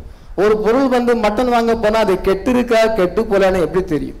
அது வாசனையை வச்சு தான் நம்ம கண்டுபிடிக்கும். அதனால மூக்கு வந்து டிஸ்டிங்விஷ் பண்ணுகிறது, நல்லது கெட்டது, நல்ல வாசனை கெட்ட வாசனையை டிஸ்டிங்விஷ் பண்ணுகிறது. எதிரியா அல்லது வந்து இது கர்த்தருடைய பிள்ளைகளா டிஸ்டிங்விஷ் பண்ண தெரியணும். அப்படிதான் மாட்டிக்கிடுறது. அவங்க எங்களுக்கு ரொம்ப உதவி செஞ்சாங்க, சுகமெல்லாம் மறைச்சல பார்த்தாங்க, அங்கனால நாங்கள் அவங்ககிட்டே போய் நாங்கள் சேருவோம். சுகம் ஆண்டவர் தான் தராரு, ஒருத்தர் இல்லைன்னா ஒருத்தரை பயன்படுத்துவாங்க. அப்படியே நமக்கு அவங்க ஆதரிச்சா கூட இதை நம்ம வந்து அவங்க வந்து பாவத்தில் போகும்பொழுது, உலக உல்லாசத்தில் போகும்பொழுது நம்ம அது கூட சேர்ந்தா நாமளும் தானே கெட்டுப்போம். அவளை விட்டு பிரிஞ்சு வா. எத்தனை பேர் எனக்கு உதவி செஞ்சிருக்கிறாங்க ஊழியத்தில், எத்தனை பேர் இந்த ஊழியத்தை ஆதரிச்சாங்க போயிட்டாங்க. அதுக்காக அவங்க அந்த காலத்தில் உதவி செஞ்சாங்கன்னு நம்ம போய் தொடர்பு வைக்க முடியுமா? எத்தனை பேரை நம்ம லிஃப்ட் பண்ணி இருக்கிறாங்க வாழ்க்கையில, ஆனா அவங்க பாவத்தில் இருக்கிறாங்க, நமக்கு லிஃப்ட் பண்ணாங்கன்னு நம்ம போய் அவங்ககிட்ட ஐக்கியப்பட முடியுமா? நம்ம எல்லாரையும் நேசிக்க வேண்டியது, ஆனா எல்லாரும் கூட ஐக்கியப்பட முடியாது. நம்ம ஸ்மெல் அங்க தெரியணும். இது பேட் வாடகா இருக்குது, பேட் விட்னஸ். இது இந்த இந்த மாம்சம் வந்து கெட்டு போயிருக்கு, இந்த மீன் கெட்டு போயிருக்கு, நாத்தம் அடிக்குது. அதனால என்ன சொல்ற, இதை வாங்கக்கூடாது. நம்ம இதை வாங்கி சமையல் பண்ண முடியாது. ஏன்னா நமக்கு ஃபுட் பாய்சன் ஏற்பட்டு நம்ம ஆஸ்பத்திரியில் போய் படுக்க வேண்டிய சூழ்நிலை ஏற்படும். அது என்னத்துக்கு நமக்கு, அது நம்ம மூக்கு சொல்லுது அது பேட் விட்னஸா இருக்குது. அந்த வாசனை சொல்லுது பேட் விட்னஸ். இது பேட் விட்னஸ் ஆகுது. இந்த ஆத்மாக்களோடு நம்ம சேரக்கூடாது, விலகி இருக்கணும். இந்த டிஸ்டிங்விஷ் பண்ண தெரியல, மூக்கு சரியில்லைன்னு அர்த்தம். ஸ்மெல் வந்து அவங்களுக்கு ஸ்மெல் வந்து தெரியல. இது பேட் விட்னஸா இருக்குது, இது குட் விட்னஸா இருக்கிறது. இவங்க எல்லாரையும் நம்ம நேசிக்க வேண்டியதான். பாவிகளை நீ சிநேகிதன்னு சொல்லாரு. பாவிகளோடு போய் இயேசு கிறிஸ்து ஐக்கியப்பட்டாரா? வேதபாரர் பரிசையோட இயேசு கிறிஸ்து ஐக்கியப்பட்டாரா? ஐக்கியப்பட முடியாது. ஃபெல்லோஷிப்பிங்கிறது வேற, நேசிப்பதுங்கிறது வேற. சத்ருக்களை சிநேகிங்கள் நாங்கள் சொல்லியிருக்கிறார். ஆனா சத்ரு கூட போய் ஐக்கியப்படணுமா? அப்படி சொல்லலாம். அவங்களை விட்டு பிரிஞ்சு பாருங்கன்னு சொல்லி இருக்கிறார். அதனால அந்த மூக்கு தான் டிஸ்டிங்விஷ் பண்ணுது. சுலமித்தினுடைய மூக்கு அவிதமா இருக்கு, அது எதிரி, அது சீரியா எதிரி. அதனால எதிரியை எப்பொழுதுமே நோட்டம் பண்ணுகிறது. இதை என்ன சொன்னால் அதுக்கு விரோதமாக இருக்கிறது. உன்னை மூக்கு அவிதமான ஷார்ப்பா இருக்குது, கோபுரம் போல இருக்கிறது. உனக்கு எதிரி யாரு, கர்த்தருடைய பிள்ளைகள் யாரு, யாரு உண்மையிலே ஆண்டவரை நேசிக்கிறாங்கன்னு நீ வந்து டிஸ்டிங்விஷ் பண்ண முடியும். எத்தனை பேர் டிஸ்டிங்விஷ் பண்ண முடியும்? அப்படி பண்ணவில்லை என்றால் உங்களுடைய ஆத்மாக்கு அது ஆபத்து. டிஸ்டிங்விஷ் பண்ணுங்க. உங்களுடைய மூக்கு கரெக்டா இருந்தா உங்களுடைய வாசம் கரெக்டா கண்டுபிடிப்பீங்க. மூக்கு ஷார்ப்பா இருக்கணும். அதன் பின்பு என்ன வாசிக்கிறோம்? உன் சிரசு கர்மேல் மலையை போல் இருக்கிறது, உன் தலைமயிர் ரத்தாம்பரமா இருக்கிறது, ராஜா நடைக்காவலில் மயங்கி நிற்கிறார். சரி, எங்க அடுத்தபடியாக உன் சிரசு கர்மேல் மலையின் மேல் இருக்கிறது, மலையை போல் இருக்கிறது, உன் தலைமயிர் ரத்தாம்பரமா இருக்கிறது அப்படின்னு சொல்லப்படும். ஆனா தலையும் தலைமயிறு, இயேசு கிறிஸ்துடைய தலை எப்படி இருக்குது, அவருடைய சிரசும் அவருடைய மயிரும் மென்பஞ்சை போல் இருக்கிறது என்று வெளிப்படுத்தல் 1:14 வாசிக்கிறோம். ஆனால் சுலமித்தியால் அங்கே சொல்லும் பொழுது அவள் என்ன சொல்லுகிறாள் என்றால், அந்த 6ஆம் அதிகாரத்தில் அவள் என்ன சொல்லுகிறாள் என்றால், அவளுடைய என்ன என்றால் அவருடைய தலைமயிறு காகத்தை போல கருமையா இருக்கிறது. இயேசு கிறிஸ்துடைய மயிர் தலைமயிறு விதமா இருக்குது, காகத்தை போல கருமையா தான் இருக்குது. ஆனா வெளிப்படுத்தல் 1ஆம் அதிகாரத்துல அது வந்து வெள்ளையா இருக்குதுன்னு போட்டுக்கணும். என்ன அர்த்தம்? அவர் ஜட்ஜா இருக்கிறார். ஹல்லேலூயா. ஒயிட் விக்க வச்சிருக்கிறார். அவர் எங்காதான் இருக்கிறார். அவருடைய ஹேர்ஸ் வந்து பிளாக்கா இருக்குது, ஆனா மேல வந்து ஒயிட் விக்கி வைத்திருக்கிறார். ஏனென்றால் அவர் சுப்ரீம் ஜட்ஜாக வந்திருக்கிறார். ஆமேன். இங்கே எப்படி இருக்குது என்று மணவாட்டியினுடைய ஏதோ ஆண்டவர் எப்படி சொல்லியிருக்கோ அதே மாதிரி தான், அவர் எப்படியோ அதே மாதிரி தான். ஹல்லேலூயா. அவரை போல அவருடைய நீதியை நமக்கு தருகிறார். ஹல்லேலூயா. அங்கே தலைமயிர் விதமாக இருக்கிறால் கர்மேல் பர்வதத்திலே, கர்மேல் மலை போல் இருக்கு. மலை எப்படி இருக்குது? உயரமா இருக்கு. இதோ உன்னுடைய தலைமயிர் ரத்தாம்பரமா இருக்கு. ரத்தாம்பரம் என்று சொல்லப்படும் பொழுது என்ன பண்ண, அவள் வந்து இதோ அந்த கிளிப் எல்லாம் தலையில மாட்டும் பொழுது அந்த ஷேடால அடிக்கும் பொழுது பிளாக்கா தெரியாம அது ரத்தாம்பரமா தெரியுது. ரத்தாம்பரம் எதை குறிக்கிறது? ராயலிட்டி. ராஜாக்கள் தான் ரத்தாம்பரத்தை கொடுத்துப்பார்கள். நீ வந்து ராயல்டி உடையவளா இருக்கிறார், ராயல் ஜெனரேஷன். அல்லேலூயா. ராஜரீக தன்மை உடையவளாக நம்ம இருக்கிறோம். ஆமேன். உன்னுடைய சிரசு இத தலை என்றால் அது ஹைட்டா இருக்கிறது, உயரமா இருக்கிறது. தலை தான் தெரியும். அவருடைய தலைமயிர் எப்படி இருக்கிறது? ரத்தாம்பரம். அந்த கிளிப்பு வந்து அந்த ஷேடோ கொடுக்காது, மேல அணிஞ்சிருக்கிற அந்த கிளிப்பு ஷேடோ வந்து பிளாக்க வந்து ரத்தாம்பரமாக மாற்றுகிறது, பிரவுனாக அதுக்கு தெரிகிறது. அதனால என்ன ரத்தாம்பரமா இருக்கிறது அப்படி என்று இங்கே சொல்லுகிறதை நம்ம வாசிக்கிறோம். நம்ம என்ன வாசிக்கிறோம்? கடைசியாக என்ன வாசிக்கிறோம்? ராஜா நடைக்காவனங்களில் மயங்கி நிற்கிறார். இதோ ராஜா நடைக்காவனங்களில் மயங்கி இருக்கிறார். The king is held in the galleries என்று சொல்லப்படும். கேலரி என்றால் மியூசியத்தை கேலரின்னு சொல்றாங்க. இன்னும் சிலர் விளையாட்டு மைதானத்துல வந்து கேலரிங்கிறாங்க, சர்க்கஸ்ல வந்து கேலரிங்க. அதில் உட்கார்ந்து கொண்டு அங்க அந்த விளையாடுறத பார்க்குறாங்க. அது இப்படி ஸ்லோப்பா இருக்கும், சுற்றி அந்த கேலரியில் உட்கார்ந்து கொண்டு பார்க்குறாங்க. மியூசியத்தையும் கேலரின்னு பார்க்குறாங்க. ஒரு பொருள் அங்கே வைக்கப்பட்டிருக்கிறது, அதை பார்க்குறாங்க. அதை பார்க்கும் ஒன்றும் நான் வந்து உன்னுடைய நடையை பார்க்குறேன், நீ ஸ்டெப் வைத்து நடந்து போகிறத பார்க்குறேன். உன் நடையை பார்க்கும் பொழுது எனக்கு மயக்கமே வருது, அவ்வளோ அழகா நீ நடக்கிற. அப்படின்னு அர்த்தம். நான் கேலரியில இருந்து பார்க்கிறேன். The king in the gallery. ராஜா வந்து சூலமிட்டு வந்து நடந்து போத பார்க்கிறார். அவ கவனிக்காம இருக்கலாம்.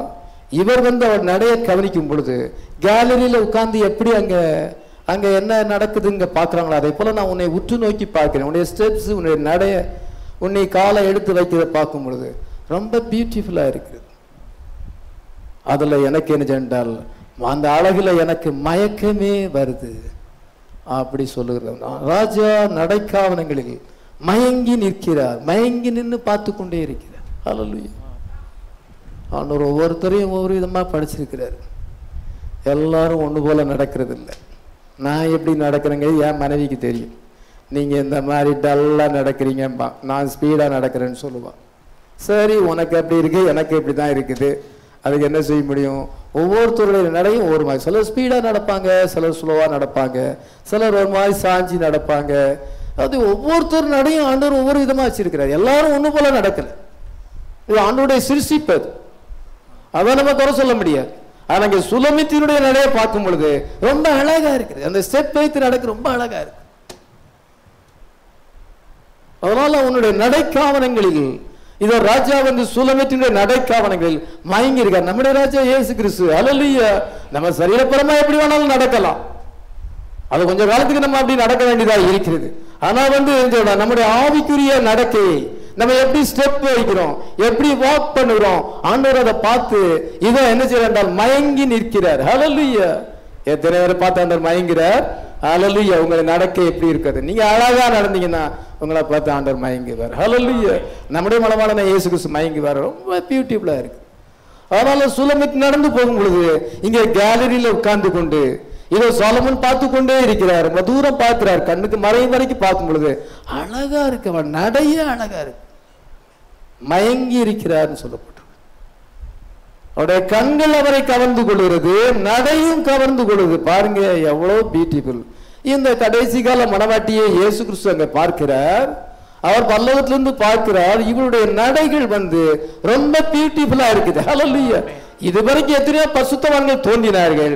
ஆனா அவங்களுடைய நடையை காட்டிலும் இவங்களுடைய நடை வந்து ரொம்ப அழகா இருக்கிறது. ஹல்லேலூயா.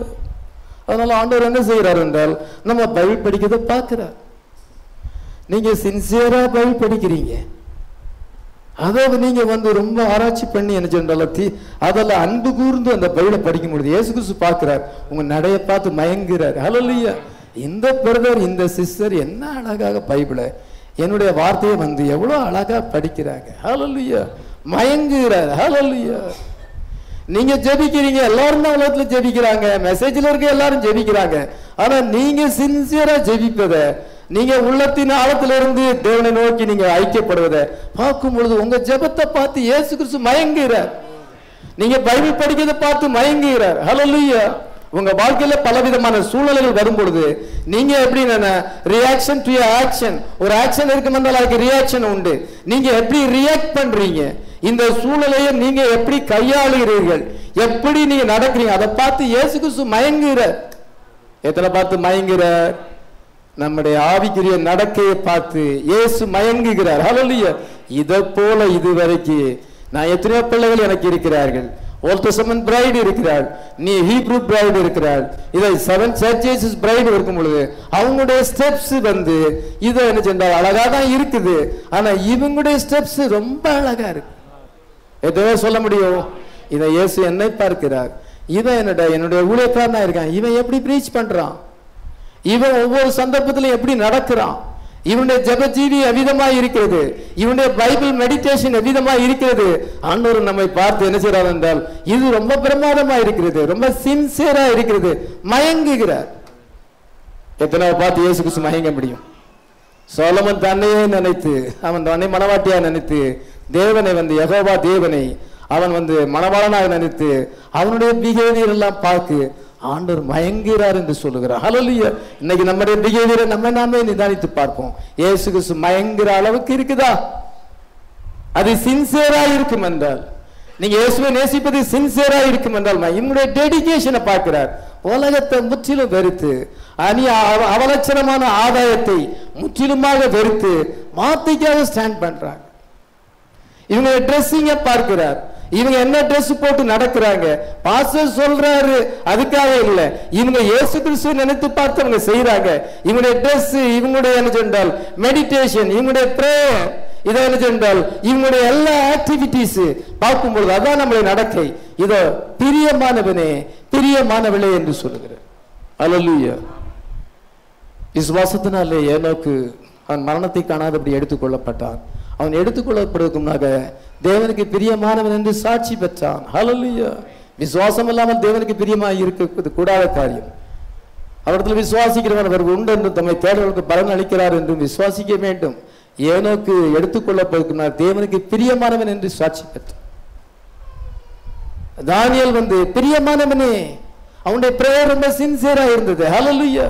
ராஜா சிங்க கபில போடணும் ஜெபம் பண்ணணும் சொன்னான். ஆனாலும் அவன் பலகணிகளை எருசலேமுக்கு நேராக ஜெபம் பொழுது இயேசுக்கு தேவன் அதை பார்க்கிறார். ஹல்லேலூயா. பிரியமானவனே, நீ ஜெபிக்க தொடங்குக்கு முன்னாக பதில் வெளிப்பட்டு விட்டது. ஆனாலும் என்றால் அந்த சீரியா தேசத்தின் அதிபதி குறுக்க வந்துட்டான். மிகாவேல் யுத்தம் பண்ண பிறகுதான் அவனுக்கு பதில் வந்தது. நீ ஏனென்றால் நீ மிகவும் பிரியமானவன். ஹல்லேலூயா. அவனுடைய ஆக்டிவிட்டிஸ் என்றால் அந்த டேனியல் பாபிலோன்ல அவன் நடக்கிற நடக்கையை பார்க்கும் பொழுது ஆண்டவரே மயங்கிட்டார். ஹல்லேலூயா. அந்த சாதாக் மேசாகாப்பினுடைய வார்த்தைக்காக நிற்கும் பொழுது ஆண்டவரே மயங்கிட்டார், கீழே உதவி செஞ்சிட்டார். ஹல்லேலூயா. ஜோசப் எகிப்தில் அவன் நடந்த நடக்கையை பார்த்து ராஜாவுக்கு என்ன சொல்லுன்னு தெரியல, தேவாவியப்பட்ட உன்னை போல யாருமே இல்லை. ஆண்டவர் மயங்கிட்டார், அவனை எந்த ஸ்தானத்துக்கு கொண்டு வந்தார். இன்னைக்கு எத்தனை பேர் அப்படி ஆண்டவர் நம்முடைய நடையை பார்த்து, நடைக்காவனங்களை ராஜா தம்முடைய நம்ம நடைக்காவனங்களை பார்த்து மயங்குகிறார். ஹல்லேலூயா. ராஜா நடைக்காவனங்களில் மயங்கி நிற்கிறார். மயங்கி நிற்கிறார்னு போட்டு நின்று பார்த்துக்கிட்டே இருக்கிறார். நம்ம பைபிள் படிச்சு முடியும் வரைக்கும் பார்த்துக்கிட்டே இருக்கிறார். நம்ம ஜெபிச்சு முடியும் வரைக்கும் பார்த்துக்கிட்டு இருக்கிறார். ஒவ்வொரு நாளும் இயேசு கிறிஸ்து நம்மளை பார்த்து மயங்கி நிற்கிறார். கேலரியில இருந்து பார்க்கிறார். அதனால என்ன பைபிள் என்ன போட்டிருக்குது? கேலரி என்று போட்டிருக்கிறது. The king is held in the galleries. இத கேலரியிலிருந்து பார்க்கிறார், பரலோகத்திலிருந்து பார்க்கிறார், எவ்ரி இண்டிவிஜுவலை பார்க்கிறார். உங்க நடக்க விதமா இருக்கு.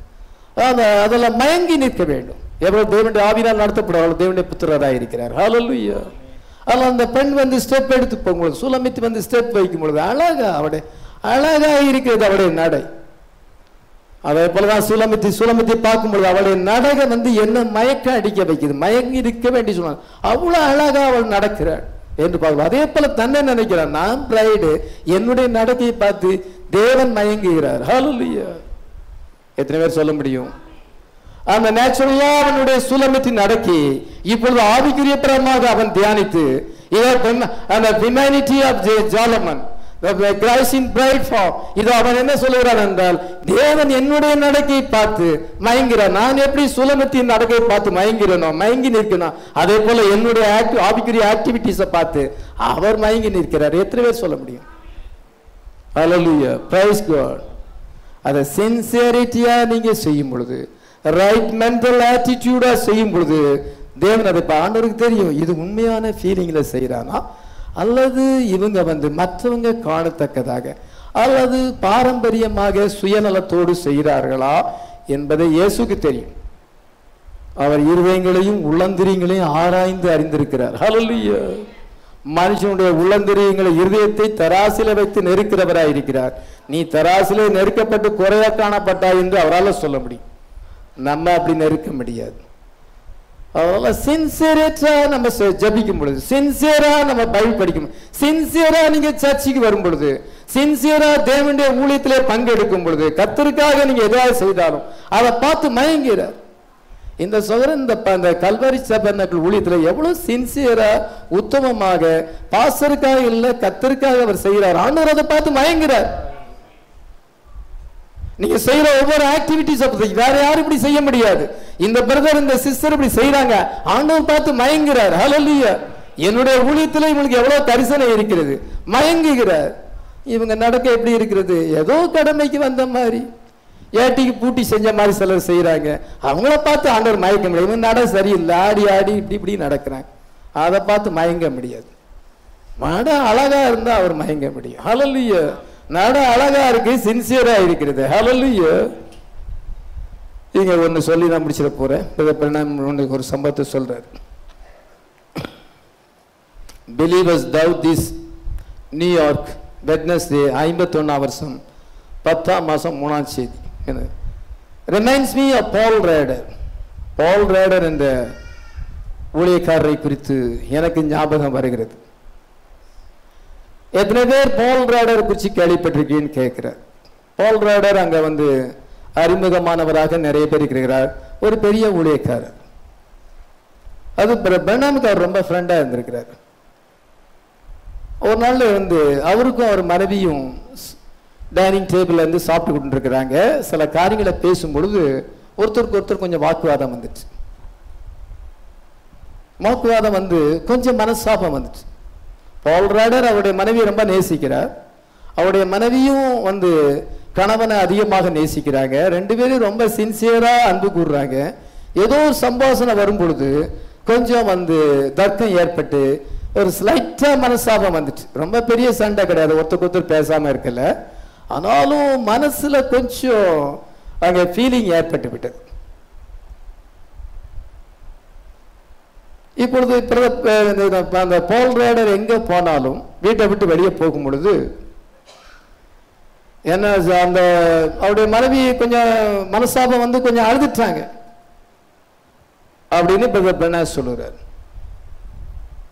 He looked over and she was crying. Well, cry, அவ அழட்டும் அப்படின்னு மனசுல நினைச்சார். He just thought, well, cry, அழட்டும். He said he got his hat and started out. காலையில் வந்து அவர் வெளியே போகணும்.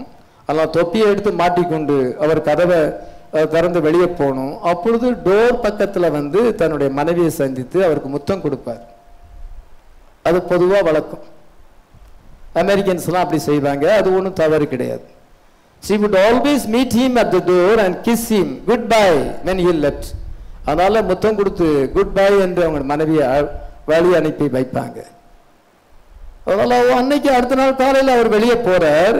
She was standing there with her head down. அங்க கதவு பக்கத்தில் இருக்கிறார். தலை கொஞ்சம் தாழ்ந்து இருக்கிறது. She kissed me goodbye. அந்த அம்மா வந்து அவரை குட் பைன்னு சொல்லி முத்தம் கொடுத்தாங்க.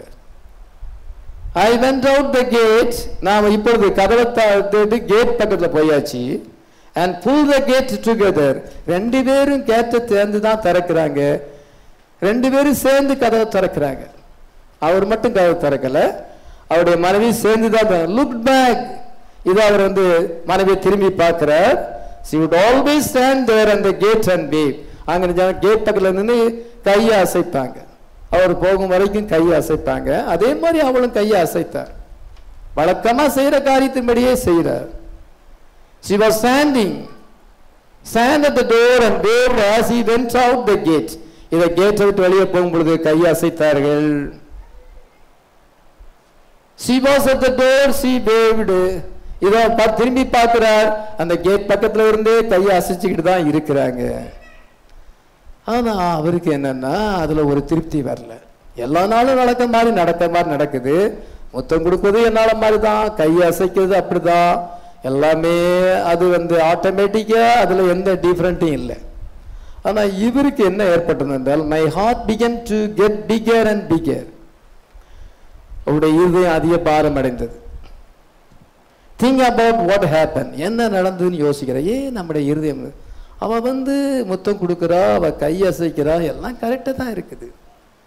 ஆனா என்ன சென்றால் அந்த ஒரு மனசுல வந்து அதிக பாரம் ஏற்பட்டு கொஞ்சம் தூரம் போயிட்டு இருக்கிறார். ஆனால் என்ன சொன்னா, முன்னால பார்த்த மாதிரி இல்லை, அதுல கொஞ்சம் டிஃப்ரெண்ட் இருக்கு. அதனால அன்பு கூற தான் செய்யறா, எல்லாமே இருக்கு. ரெண்டு பேரும் அன்பா தான் இருக்கிறாங்க, அன்பின் அடையாளங்களை காண்பிக்கத்தான் செய்யறாங்க. ஆனாலும் அந்த லவ் வந்து உண்மையா இல்லை, ஏதோ என்ன செய்யனா மனசாபம் இருக்குது அப்படிங்கிறது அவருக்கு தெரியுது. என்னால மாலை இருந்தாலும் அவர் டிஃபரெண்ட்டை கண்டுபிடிக்கிறார். அதனால அவருடைய இருதயம் வந்து பிகர் அண்ட் பிகர், இதயத்துல பாரம் அதிகமாகிவிட்டது, இருதயம் வீங்கி வெடிக்கிற மாதிரி இருக்கிறது. After a while his heart so big. அதன் பின்பு அவருடைய இருதயம் ரொம்ப பெருசாயிட்டு ரொம்ப வீக்கம் அடைந்து விட்டது, மன பாரம் ஏற்படும். He couldn't stand it. அவரால் நிக்க முடியல. அவர் என்ன செய்யறாருனால் அவர் திரும்பி வரார். திரும்பி வந்து he went to the street. அவர் தெரு வழியா நடந்து வந்து open the gate. அவர் கதவை திறந்தார். ran in the door and quick and showed the door open. வேகமா ஓடி வீட்டு கதவை திறக்கிறார். looking around for her. அவள் எங்கே இருக்கிறா என்று தேடி பார்க்கிறார். கதவுக்கு பின்னால் அவள் இருக்கிறார். she was standing behind the door crying. அழுது கொண்டு இருக்கிறார். அதெல்லாம் முத்தம் கொடுத்தது கையாட்டினது எல்லாம் கரெக்டு தான். இவருக்கு தெரியுது ஏதோ சம்திங் டிஃப்ரெண்ட் இருக்கிறது. முன்னால மாதிரி அவ செய்தாலும் அதுல கொஞ்சம் வித்தியாசம் இருக்கிறது. அது ஹார்ட்ல இருந்து வரல அப்படின்னு அவருக்கு தெரியுது. திரும்பி வர்றார். மனைவி எங்க இருக்கான்னு பார்த்தா கதவுக்கு பின்னால அழுது கொண்டிருக்காரு. he just grabbed her. அவளை அணைத்து கொண்டு never said a word. ஒரு வார்த்தை சொல்லல. அணைத்து கொண்டார். turned her around, kissed her. இத முத்தம் கொடுத்தார். turned around and walked out the door. அவளும் கதவுக்கு என்றால் அவளுக்கு முத்தம் கொடுத்தார். இதை என்றால் அவர் திருப்பி கேட் பக்கத்தில் போனார். இப்பொழுது அவள் கையசைக்கிறார். he waved goodbye. அது அவரும் கையசைக்கிறார். she waved goodbye again. அவளும் அப்படி சொல்லுகிறார். what was the matter, what was wrong? ஆனா இப்போ அதுல கரெக்டா பாத்தீங்களா? முன்னால என்ன செஞ்சா அதே மாதிரிதான். இரண்டாம் திருப்பு ஒரு வார்த்தை கூட சொல்லல. இதை என்றால் அவளை என்றால் grabbed her. இதை அணைத்துக் கொள்ளுகிறார். இப்ப எல்லாமே போச்சு. ஹல்லேலூயா. எல்லா ஃபீலிங் போச்சு. ஹல்லேலூயா. அவர் திரும்பி அதை செஞ்ச உடனே எல்லாமே போயிட்டு உடனே இப்பொழுது என்ன செஞ்சார் என்றால் மனுஷன் என்றால் கிஸ் பண்ணும் பொழுதும் வேவ் பண்ணுங்க ஹேண்டை வேவ் பண்ணும் பொழுதும் இப்ப கரெக்டா இருக்கு. ஹல்லேலூயா. The last time you had a feeling in it. What was wrong? அதுல என்ன தவறு இருக்கிறது? The last time you had a feeling in it. அது முதல் தடவை செய்யும் பொழுது அதுல ஒரு மனசாபம் இதயத்துல இருக்கிறது தெரியுது. அவன் முத்தம் கொடுத்தாலும் குட் பைன்னு கையை அசைத்தாலும் அவளோட ரியல் அன்பு இல்லை. அதுல ஒரு ஃபீலிங் இருக்கிறது. ஆனா இப்பொழுது இப்போ ஃபீலிங் இல்லை. ஹல்லேலூயா. ரியல் லவ் அங்கே இருக்கிறது. ஹல்லேலூயா. So that's a way about religion. அதை போலதான் இது ஆவிக்குரிய காரியங்கள் அப்படிதான். I like religion got a feeling in it. That's got a feeling in it. The only difference was the last time you had a feeling in it. முதல் தடவையில் என்ன last டைம்ல என்ன சென்றால் அந்த ஃபீலிங் இருந்தது. உண்மையான அந்த ரியல் அஃபெக்ஷன் இருந்தது. ஹல்லேலூயா. முதல் டைம் செய்யும் பொழுது அதுல என்னன்னா மனசாபத்தோடு செய்வது. ஹல்லேலூயா. அதே போல நீங்க பைபிள் படிக்கலாம், நீங்க ஜெபிக்கலாம், நீங்க சர்ச்சுக்கு வரலாம், நீங்க கர்த்தருக்கென்று ஊழியம் செய்யலாம், நீங்க கர்த்தருக்கென்று ஆஃபரிங் கொடுக்கலாம். எல்லா காரியத்தையும் வழக்கமா எல்லாரும் செய்யற மாதிரி நீங்க செய்யலாம். நானும் அவ்விதமாய் செய்யலாம். ஆனா அதுல என்னன்னா ஒரு அன்பு இல்லாம ஒரு சின்சியரிட்டி இல்லாம ஏதோ ஒரு மனசாபம் உள்ள இருக்கும் பொழுது ரியல் லவ் அங்க இல்லைன்னு அவர் கண்டுபிடிச்சிட்டாரு. ஆனா இப்போ என்ன ஒரு வேர்டு கூட சொல்லல. அதெல்லாம் கரெக்ட் ஆயிடுச்சு. ஹல்லேலூயா. ஒப்பரவாகுதல் ஏற்பட்டது, மனசாபம் போய்விட்டது. இப்போ கிஸ் கொடுக்கும் பொழுதும் கையாட்டும் பொழுதும் அதுல ரியல் லவ் இருக்குது. ஹல்லேலூயா. இப்போல்லாம் அவங்களும் பைபிள் படிக்காது, நம்மளும் பைபிள் படிக்கலாம். அவங்களும் ஜெபிக்கிறாங்க, நம்மளும் அவங்களும் சர்ச்சுக்கு வராங்க, அவங்களும் ஊழியத்தில் ஈடுபாடா இருக்காங்க. ஆனால் நம்ம எப்போ அதில் டிஃப்ரெண்ட் இருக்கிறது. முதல் தடவை செய்தது தான் ரெண்டாம் தரப்பு செய்யறா. ஆனா முதல் தடவை செய்ததுல என்னன்னா அது சரியில்லை, ரெண்டாம் தரப்பு செய்து சொல்ல சரியா இருக்குது. ஹல்லேலூயா. ஆண்டவருக்கு அது தெரியும். ஹல்லேலூயா. பால்ராடருக்கு தெரிஞ்ச பார்த்தா மனைவியை பற்றி பால்ராடருக்கு தெரிஞ்ச போல நம்ம மனவாட்டியா இருக்கோம். இயேசு கிறிஸ்து அதை பார்க்கிறார். ஹல்லேலூயா. பாஸ்டருக்கு தெரியாம இருக்கலாம், மற்றவங்களுக்கு தெரியாம இருக்கலாம், ஆனா ஜீசஸ் கிரைஸ்ட் பார்க்கிறார். ஹல்லேலூயா. நம்ம அந்த உண்மையான ரியல் லவ் இருக்கிறதா? இயேசுவை நம்ம எத்தனை பேர் நேசிக்கிறோம்? ஹல்லேலூயா. சுலமித்து அங்கே சோலமன் நேசிக்கிறோம். அதுபோல நம்ம இயேசுவை நேசிக்கிறோம். எந்த ஃபீலிங் எந்த மனசாபம் அவருக்கு நமக்கு கிடையாது. ஹல்லேலூயா. எந்த தர்க்கங்களும் கிடையாது, எந்த குழப்பங்களும் கிடையாது. ரியலா நம்ம அவரை நேசிக்கிறோம். ஹல்லேலூயா. இதை மற்றவங்க பாரம்பரியத்துக்கு செய்யலாம், மற்றவர்கள் தங்களை புகழ வேண்டும் என்று செய்யலாம், தங்களுடைய பிரசாபத்துக்காக செய்யலாம், பல விதமான நோக்கத்தோடு செய்யலாம். நம்ம அப்படி இல்லை, ரியல் லவ்வோடு நம்ம செய்யறோம். எத்தனை பேர் விதமா செய்யறோம்? நம்ம அவரை நேசிக்கிறோம். எத்தனை பேர் நம்ம நேசிக்கிறோம்? ஹல்லேலூயா. ஆண்டவர் நம்முடைய அந்த சின்சியாரிட்டியை பார்த்து அவர் மயங்கணும், மயங்கி நிக்கணும். அந்த அளவுக்கு நம்ம இப்பொழுது என்ன செய்தார் என்றால் அவங்கள திருப்பி பார்க்கிறார். குட் பை சொல்லும் பொழுது பால்ராடர் பார்க்கும் பொழுது அந்த ஃபேஸ்ல அது தெரியுது. ஹல்லேலூயா. என்னால போல நீங்க செய்றீங்க, இது அன்பு காமிக்கிறீங்க, ஆனா அந்த அன்புல ஒரு சின்சியாரிட்டி இல்லை, ரியல் லவ் இல்லை. இப்ப ரியல் லவ் வந்திருக்கு. ஹல்லேலூயா. எத்தனை பேர் இயேசு உண்மையா நேசிக்கும்? அது தெரியும். கணவன் மனைவியை நேசிக்கிறதுக்கும் மனைவி கணவன் நேசிக்கிறதுக்கும் ரியலா அல்லது ரியல் இல்லையாங்கிறது அவனுக்கு தெரியும். இவர் நம்மளை நேசிக்கிறார், ஆனாலும் ரியாலிட்டி இல்லை. இந்த பெண் நம்மளை நேசிக்கிறாளோ ஆனாலும் ரியாலிட்டி அது அவங்களுக்கு தெரியும். அதே போல் தான் ஜீசஸ் கிரைஸ்டுக்கு தெரியும் லவ் ரியல். நீங்கள் இயேசுவை நேசிக்கணும், ரியலா ரியல் இல்லையா இருக்குது உங்களுக்கு தெரியும், அவருக்கும் தெரியும். எத்தனை பேர் ரியலாண்டவரை நேசிக்கிறோம்? ஹல்லேலூயா. அந்த அன்பு வித்தியாசமானது. நம்மளாம் ஜெபிக்கலாம்.